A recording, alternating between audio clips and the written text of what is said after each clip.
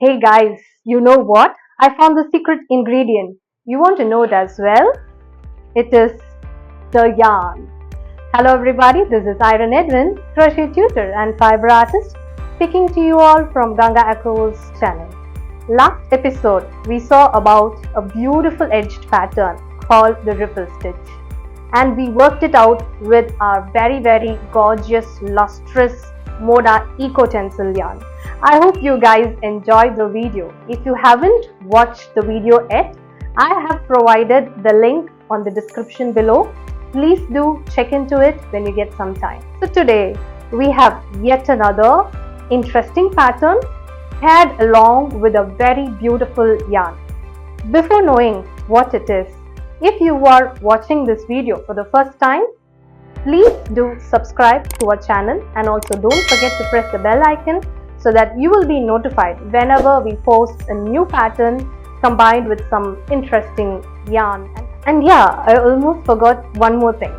If you are inspired by these videos and if you make anything amazing out of these videos, please do tag us with the hashtag YTGANGA. We would love to see your creations. Now, without any further delay, shall we peep into the yarn that we have for today? Wow, these are Ganga Desire yarns. These are high bulk, wool-like premium acrylic yarns. These kind of acrylic yarns were introduced by Ganga Acrowools way back in 1970s. Acrylic yarns are basically synthetic fibers. On a layman's term, these are actually artificial fibers which are man-made. Ganga Desire yarns are known for its durability and strength with added properties like color fastness, moth-proof, non-allergic, skin-friendly, easy to handle and easy to maintain. If you are a beginner in knitting or crocheting, I highly recommend you all to start with Ganga Desire yarns, as they are very beginner friendly with size 4 medium weight yarn, and these yarns are tested for harmful substances and they are Oikotex class 1 certified. The Ganga Desire yarns comes in balls and each ball is 100 grams with a yardage of 200 meters. The pattern that we are going to see today is a very interesting Tunisian simple stitch which is very beginner friendly. All you need is a longer hook, something like this, with a stopper. It is recommended that you use with a stopper. If you are a person who already knows how to crochet, then learning Tunisian crochet is just like learning another new stitch in crochet. Let's quickly look how we can do this pattern. First things first, let us quickly see what are the tools that we need for this particular pattern. Firstly, we need a Tunisian crochet hook. I have taken a wooden Tunisian crochet hook which is of size 6 mm. You can also take metal ones which are easily available, and then we need a measuring tape. So if in case you're making your project for a particular size, maybe a blanket or a scarf, it is recommended you use measuring tape for your project. Weave in the tail ends of our project, and of course we need some scissor or a yarn cutter. Then we definitely need some pearl head pins for a Tunisian project, and of course we need a Ganga Desire yarn to work this fabulous pattern with this fabulous yarn. So to start off, the shade number is DSR038. You can find this yarn in Ganga website and also in lot of other online shopping as well. So for this swatch, you can make any number of foundation chains. There is no condition in Tunisian crochet in working this simple stitch, so it can be multiples of any number of foundation chain. So since this is a smaller swatch, I'm going to make just 15 foundation chain. So 1 2 3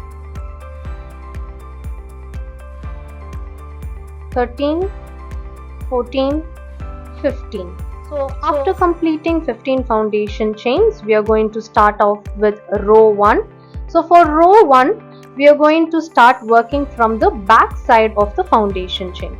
So if you see the back side, you have smaller bumps behind the foundation chain. So we are going to start working on the smaller bumps that you see on the foundation chain. So we are going to skip the first bump and then we are going to insert our hook into the second bump and we are going to just collect loops. So I'm inserting into the second bump of the foundation chain. I'm just collecting the working yarn out into the hook. So I have collected that loop inside my Tunisian crochet hook. Now I'm inserting my hook into the second bump.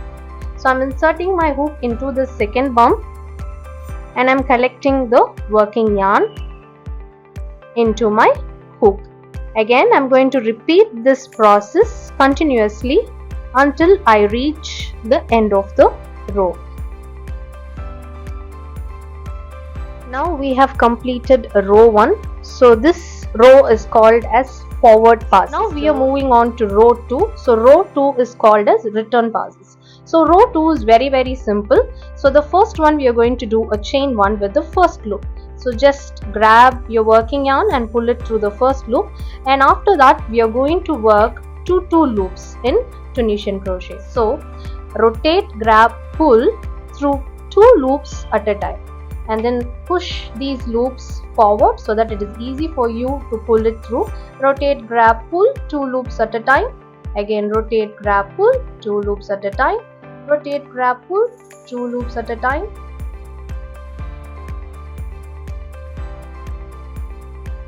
So finally we will have 2 loops on the hook and then we are completing with the last 2 loops. So the forward passes are done and the return passes are done. So now again we are going to repeat the same process that we have already made. So what we are going to do, these are called vertical bars again. So let's skip the first vertical bar, insert our hook into the second vertical bar and then let's collect the loops with the working yarn. We have already 1 loop and this is the second loop. Now let's insert our hook into the next vertical bar, which you can see here. I'm inserting my hook into the next vertical bar. I'm collecting the working yarn on my Tunisian crochet hook. Again I'm inserting my hook into the next vertical bar. Again I'm collecting the working yarn into my crochet hook. So in the same way again I'm going to just keep moving on until I reach the end of the row. So once you have reached the end of the row, make sure you're having 15 loops. So now let's count how many loops we have on our hook. We have 1, 2, 3, 4, 5, 6, 7, 8, 9, 10, 11, 12, 13, 14 and 15. Perfect. So the forward passes are done. Now let's do the return passes. So now we are doing the return passes. Rotate, grab, pull 2 loops at a time. Rotate, grab, pull 2 loops at a time. Rotate, grab, pull 2 loops at a time, and we will do the same until we reach the end of the row. So now after completing return passes, again we are going to start off with the forward passes. So I will again meet you after doing some 4 to 5 rows and then I'll show you how my project looks. We have reached the end of the row. Finally the last 2 loops. You can see how the Tunisian project is curling up. So this is very natural for any Tunisian project, so you don't have to panic. That is why I told you earlier it is necessary that you block your Tunisian project. So you can see how beautiful the stitch is turning out and it looks very fabulous in Desire yarn, as this is a high bulk premium acrylic yarn. The stitch definition is fantastic in this yarn. You can use this particular stitch for clothing, bags and also for home decors like cushion covers, blanket, mats, coasters and so on. So I will show you how it looks after we have completed some 15 to 20 rows for you to get an idea how the stitch looks in this yarn. So I also have tried this with another color and it looks very beautiful with the other color also.